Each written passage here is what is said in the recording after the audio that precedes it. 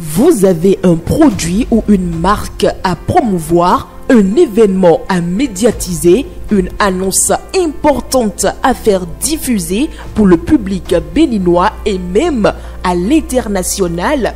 Le groupe de presse La Guérite, à travers sa web télévision Guérite TV Monde, sa web radio Guérite Radio et son journal La Guérite est votre interlocuteur valable. Pas notre savoir-faire, notre audience grandissante et notre présence constante sur le terrain ainsi que sur des plateformes digitales, donnez de l'écho à vos activités pour l'atteinte de vos objectifs.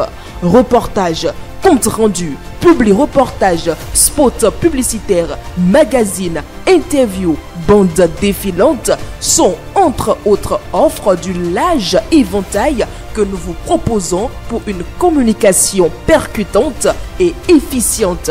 À vous donc de jouer en nous contactant dès maintenant par appel direct et par WhatsApp au plus 229 01 97 26 26 111.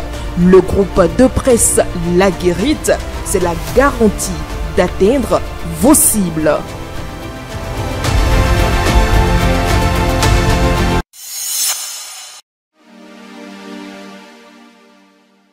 Amis internautes de Guérite TV Monde, lecteurs de Matin Libre, bonjour. Bienvenue dans la revue des titres de votre quotidien en sa parution de ce lundi 5 mai 2025. De Montréal à Cotonou, l'itinéraire de Richard Boniworo. Entrepreneur visionnaire, Richard Boniworo a bâti en quelques années un portefeuille d'entreprises diversifiées implantées sur 3 continents, Amérique, Europe et Afrique. Animé par la volonté de conjuguer impact local et standards internationaux, il investit dans des secteurs stratégiques tels que l'agro-industrie, l'audiovisuel, les énergies, l'hôtellerie, l'agroalimentaire et l'intelligence économique. Une seule ambition guide son parcours: faire de l'Afrique un terreau fertile d'innovation, d'éducation et d'opportunités durables. Pendant ce temps, Amnesty, rapport 2024-2025 sur les droits humains, Bénin, détention arbitraire, restriction des libertés d'expression. Amnesty International Bénin a procédé mardi 29 avril 2025